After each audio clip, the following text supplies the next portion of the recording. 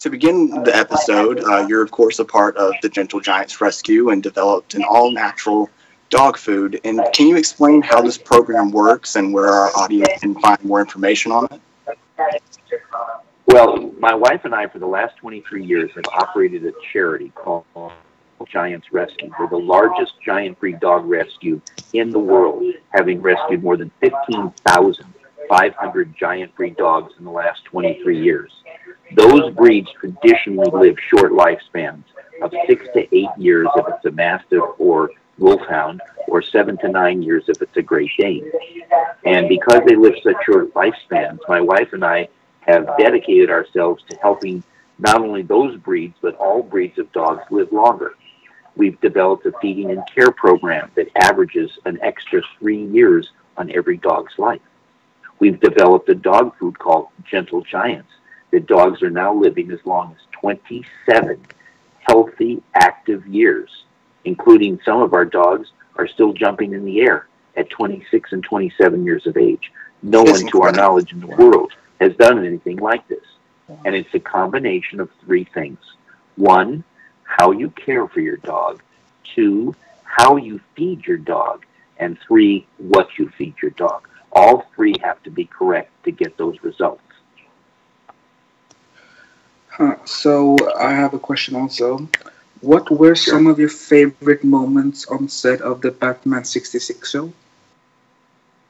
Oh, well, probably my most favorite moment was surviving all the explosions and third-degree burns and, all the dangerous stuff that was on our show.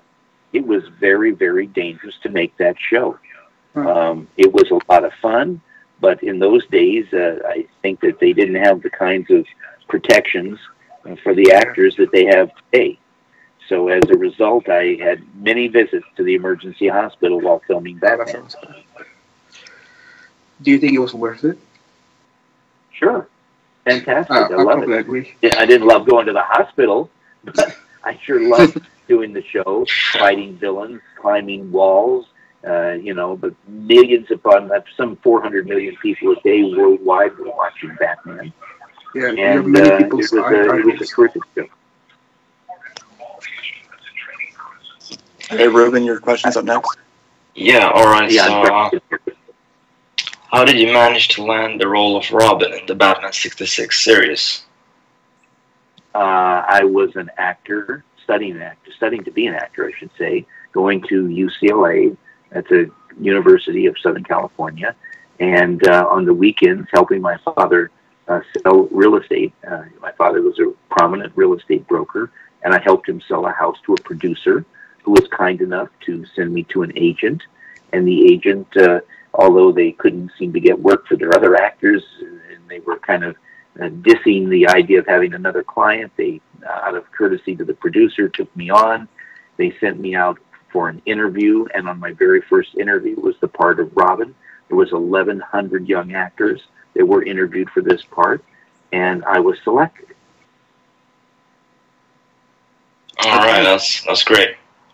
Well, unfortunately, due to his busy work schedule, he couldn't make it today, but we've had Chris McKay, director of the Lego Batman movie, appear on the podcast in the past. Have you seen the Lego Batman movie yet? And if so, what were your thoughts on it alongside his interpretation of Robin? I see. Well, I haven't seen it, so I can't really say. I'm very, very busy. My wife and I work 7 days a week. I still travel all across the country doing these large Comic-Con appearances. Recently, I was in Dallas with a paid attendance of 80,000 people to come see Adam West and myself. Before that, I was in Toronto with 160,000 paid attendance. So we're doing these huge venues, and between traveling and operating our business and doing this new movie for Warner Brothers, I've just working practically around the clock. So I haven't had a chance. I do look forward to seeing it, and I would love to see how it turned out, and I would love to, analyze the interpretation of who is doing Robin. But I haven't seen it yet. Well, it's really great. I definitely recommend it. And Ruben, you're up next again. Yeah, I like the movie. Are you shocked that no live-action Batman film has had Robin in it for the past 20 years? No, I'm not shocked at all. I think Warner Brothers is very, very smart. They know exactly what they're doing, and if the time comes that they feel it is appropriate, I'm sure they'll put a Robin out. It might not be a Robin, it might be a Nightwing or a Teen Titan or something like that. But they are very competent about what they do, and I'm sure they'll come up with the right decision. Yeah, I don't know if you heard, but Warner Brothers are producing a Nightwing movie. I didn't know that. No, didn't know. Chris McKay is directing it. Who is? Chris McKay. The guy who did the Lego Batman movie. I see. Well, great. Okay, Jacob, you're up next. Yeah. Is there anyone in particular that you would pick to play a live-action Robin in the latest DC films? If there's anybody to play it, I would recommend. Is that your question? Anyone in particular. Yes, I do have someone in particular. Yeah, who? Myself. We'd love to see that again. That would everyone here would love it. Yeah, you do a great Robin again. Yeah. Okay, so tell you, don't be terribly surprised, because if you remember what happened after Star Trek, okay, the series with William Shatner ended, there were several Star Trek movies made. And the actors were considerably older, but people loved it. They loved the characters, and they loved the actors who portrayed them. So, and I mean, Leonard Nimoy was in. Yes, I was just saying, Leonard Nimoy was in the J.J. Abrams Star Trek movie. So that's true. That's correct. Yes. So you were a part of Batman: Return of the Caped Crusaders, of course, last year. What was it like reuniting with some of the cast after such a long time?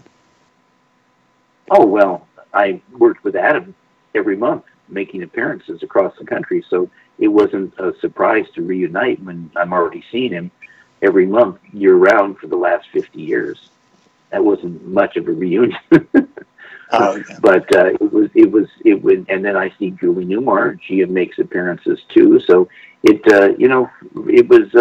was just another fun project to do, and it was a wonderful project. I think it turned out wonderfully, and I think the new movie coming out, Batman versus Two-Face, is going to be nothing less than spectacular. I think it's going to be absolutely spectacular. That actually leads straight into our next question. Jacob, since we are on the topic of Batman vs. Two-Face, it will be releasing later this year. What details can you tell us about that film? Well, I can just tell you this, that William Shatner is fabulous. Fabulous. I've recorded my part. Had to do a little of what they call ADR, where you have to watch a little bit of it to match your voice to the drawings that were done. And it is a huge, wonderful step up from the last one that came out in November, which I thought was excellent. Everybody loved it. This is even more spectacular. It is unbelievable what Warner Brothers has done. They should be very proud of it. I think it's going to be a huge moneymaker for them. Well, that's great. And to conclude, we just wanted to ask, unfortunately, earlier this year, Adam West passed away. And to end off the episode, we wanted to ask you about some of your favorite moments with Adam West. Sure. What were those? Oh, well, Adam and I met 10 minutes before our screen test, July of 1965. Okay? And 10 minutes before the screen test, we talked for about 5 minutes. And in those first 5 minutes, the two of us instantly became friends, instantly found out we had the similar kind of humor, even though we were completely different. Adam being very grand and, bigger than life and stoic, and me being just a kid that never grew up and full of energy. But we instantly got along. We actually started laughing about the things we were talking about, and we have laughed together for more than 50 years since then. And it was absolutely a spectacular friendship from the beginning. And I'll tell you, it is my opinion that one of the reasons that Batman was so successful is that people saw this wonderful relationship between the actors, and the humor and the campy style, and all of that was bigger than anybody had ever done on television before. Nobody had ever put the audience on. We used to say that we put on our tights to put on the world. Okay, well, That was the final question. Yeah. Thank you so much for talking to us, Mr. Ward. It's been an honor. Yeah, it's been a huge honor. Yeah, thanks a lot. Thank you guys. I would Yeah, love huge it if you fans. could send a copy of the finished. Okay, yes, sir. Yes. We will try. And Yeah. thank Thank you you. for your time, Thank Kaki. you. It's been a Thank real you. pleasure. Thank you guys for watching. Of course, you can check us out all out on Twitter. Ruben, what's your ad on Twitter? Neonify. And then Jacob. Jacob, what's your ad? K11 for president. And then you can find me at OG_MDB. And you'll be able to find this interview also on the Till Last Credit channel once it's uploaded there. And thank you guys for watching. I hope you enjoyed this interview with Burt Ward, and we'll see you guys next time.